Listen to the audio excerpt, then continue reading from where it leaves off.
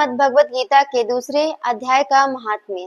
श्री भगवान कहते हैं, लक्ष्मी, प्रथम अध्याय के महात्म्य का उत्तम उपाख्यान मैंने तुम्हें सुना दिया। अब अन्य अध्यायों के महात्म्य श्रवण करो। दक्षिण दिशा में वेदवेत्ता ब्राह्मणों के पुरंदरपुर नामक नगर में श्रीमान देव शर्मा नामक एक विद्वान ब्राह्मण रहते थे। वे अतिथियों के पूजक, स्वाध्यायशील, वेद शास्त्रों के विशेषज्ञ, यज्ञों का अनुष्ठान करने वाले और तपस्वियों के सदा ही प्रिय थे।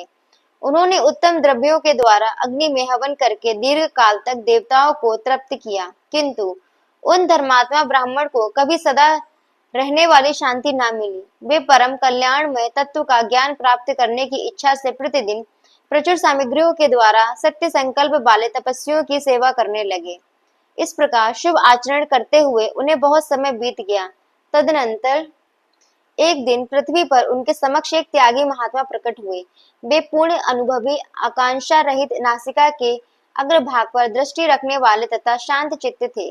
निरंतर परमात्मा के चिंतन में संलग्न हो वे सदा आनंद विभोर रहते थे। देव शर्मा ने उन नित्य संतुष्ट तपस्वी को शुद्ध भाव से प्रणाम किया और पूछा, महात्मा, मुझे शांति में स्थिति कैसे प्राप्त होगी? तब उन आत्मज्ञानी संत ने देव शर्मा को सौपुर ग्राम के निवासी मित्रवान का, जो बकरियों का चरवाहा था, परिचय दिया और कहा, वही तुम्हें उपदेश देगा। यह सुनकर देव शर्मा ने महात्मा के चरणों की वंदना की और समृद्धिशाली सौपुर ग्राम में पहुंचकर उसके उत्तर भाग में एक विशाल वन देखा। उसी वन में नदी के किनारे एक शिला पर मित्रवान बैठा था। उसके नेत्र आनंदातिरेक से निश्चल हो रहे थे। वह अपलक दृष्टि से देख रहा था। वह स्थान आपसका स्वाभाविक बैर छोड़कर एकत्रित हुए परस्पर विरोधी जंतुओं से घिरा था। वहां उद्यान में मंद मंद वायु चल रही थी। मृगों के झुंड शांत भाव से बैठे थे और मित्रवान दया से भरी हुई आनंदमयी मनोहारिणी दृष्टि से पृथ्वी पर मानो अमृत छिड़क रहा था। इस रूप में उसे देखकर देव शर्मा का मन प्रसन्न हो गया। वे उत्सुक होकर बड़ी विनय के साथ मित्रवान के पास गए। मित्रवान ने भी अपने मस्तक को किंचित नवाकर देव शर्मा का सत्कार किया। तदंतर विद्वान देव शर्मा अनन्य चित्त से मित्रवान के समीप गए और जब उनके ध्यान का समय समाप्त हो गया, उस समय उन्होंने अपने मन की बात पूछी, महाभाग, मैं आत्मा का ज्ञान प्राप्त करना चाहता हूँ। मेरे इस मनोरथ की पूर्ति के लिए मुझे किसी ऐसे उपाय का उपदेश कीजिए जिसके द्वारा सिद्धि प्राप्त हो चुकी हो। देव शर्मा की बात सुनकर मित्रवान ने एक क्षण तक कुछ विचार किया। उसके बाद इस प्रकार कहा, विद्वान, एक समय की बात है, मैं वन के भीतर बकरियों की रक्षा कर रहा था। इतने में ही एक भयंकर व्याघ्र पर मेरी दृष्टि पड़ी, जो मानो सबको ग्रस लेना चाहता था। मैं मृत्यु से डरता था, इसलिए व्याघ्र को आते देख बकरियों के झुंड को आगे करके वहां से भाग चला। किंतु एक बकरी तुरंत ही सारा भय छोड़कर नदी के किनारे उस बाग के पास बेरोक टोक चली गई। फिर तो व्याघ्र भी द्वेष छोड़कर चुपचाप खड़ा हो गया। उसे इस अवस्था में देखकर बकरी बोली, व्याघ्र, तुम्हें तो अभिष्ट भोजन प्राप्त हुआ है। मेरे शरीर से मांस निकालकर प्रेम पूर्वक खाओ ना। तुम इतनी देर से खड़े क्यों हो? तुम्हारे मन में मुझे खाने का विचार क्यों नहीं हो रहा है? व्याघ्र बोला, बकरी, इस स्थान पर आते ही मेरे मन से द्वेष का भाव निकल गया। भूख प्यास भी मिट गई, इसलिए पास आने पर भी अब मैं तुझे खाना नहीं चाहता। व्याघ्र के यूं कहने पर बकरी बोली, ना जाने मैं कैसे निर्भय हो गई हूँ। इसमें क्या कारण हो सकता है? यदि तुम जानते हो तो बताओ। यह सुनकर व्याघ्र ने कहा, मैं भी नहीं जानता। चलो सामने खड़े हुए इन महापुरुष से पूछे। ऐसा निश्चय करके वे दोनों वहां से चल दिए। उन दोनों के स्वभाव में एक विचित्र परिवर्तन देखकर मैं बहुत विस्मय में पड़ा था। इतने में ही उन्होंने मुझसे ही आकर प्रश्न किया। वहां वृक्ष की शाखा पर एक वानर राज था। उन दोनों के साथ मैंने भी वानर राज से पूछा। विस्पर, मेरे पूछने पर वानर राज ने आदर पूर्वक कहा, अजापाल, सुनो, इस विषय में मैं तुम्हें प्राचीन वृत्तांत सुनाता हूँ। ये सामने वन के भीतर जो बहुत बड़ा मंदिर है, उसकी ओर देखो।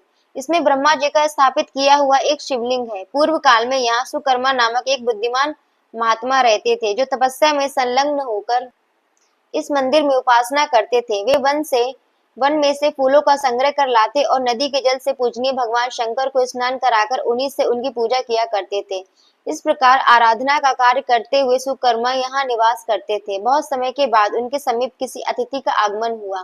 सुकर्मा ने भोजन के लिए फल लाकर अतिथि को अर्पण किया और कहा, विद्वान, मैं केवल तत्व ज्ञान की इच्छा से भगवान शंकर की आराधना करता हूँ। आज इस आराधना का फल परिपक्व होकर मुझे मिल गया, क्योंकि इस समय आप जैसे महापुरुष ने मुझ पर अनुग्रह किया है।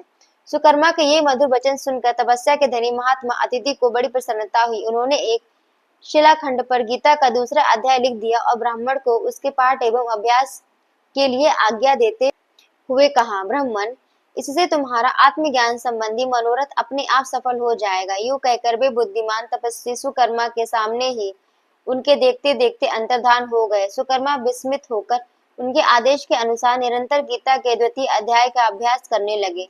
तदनंतर दीर्घ काल के पश्चात अंतःकरण शुद्ध होकर उन्हें आत्मज्ञान की प्राप्ति हुई। फिर वे जहाँ जहाँ गए वहाँ वहाँ का तपोवन शांत हो गया। उनमें शीत उष्ण और राग द्वेष आदि की बाधाएं दूर हो गई। इतना ही नहीं, उन स्थानों में भूख प्यास का कष्ट भी जाता रहा तथा भय का सर्वथा अभाव हो गया। यह सब द्वितीय अध्याय का जप करने वाले सुकर्मा ब्राह्मण की तपस्या का ही प्रभाव समझो। मित्रवान कहता है, वानर राज के यूं कहने पर मैं प्रसन्नता पूर्वक बकरी और बाघ के साथ उस मंदिर की ओर गया। वहां जाकर शिलाखंड पर लिखे हुए गीता के द्वितीय अध्याय को मैंने देखा और पढ़ा। उसी की आवृत्ति करने से मैंने तपस्या पार पा लिया है। अतः भद्र पुरुष, तुम भी सदा द्वितीय अध्याय की ही आवृत्ति किया करो। ऐसा करने पर मुक्ति तुमसे दूर नहीं रहेगी। श्री भगवान कहते हैं, प्रिय मित्रवान के इस प्रकार आदेश देने पर देव शर्मा ने उसका पूजन किया और उसे प्रणाम करके पुरंदरपुर की राह ली। वहां किसी देवालय में पूर्वोक्त आत्मज्ञानी महात्मा को पाकर उन्होंने ये सारा वृत्तांत निवेदन किया और सबसे पहले उन्हीं से द्वितीय अध्याय को पढ़ा। उनसे उपदेश पाकर शुद्ध अंतःकरण वाले देव शर्मा प्रतिदिन बड़ी श्रद्धा के साथ द्वितीय अध्याय का पाठ करने लगे। तब से उन्होंने अनवद्य प्रशंसा के योग्य परम पद को प्राप्त कर लिया। लक्ष्मी, यह द्वितीय अध्याय का उपाख्यान कहा गया है।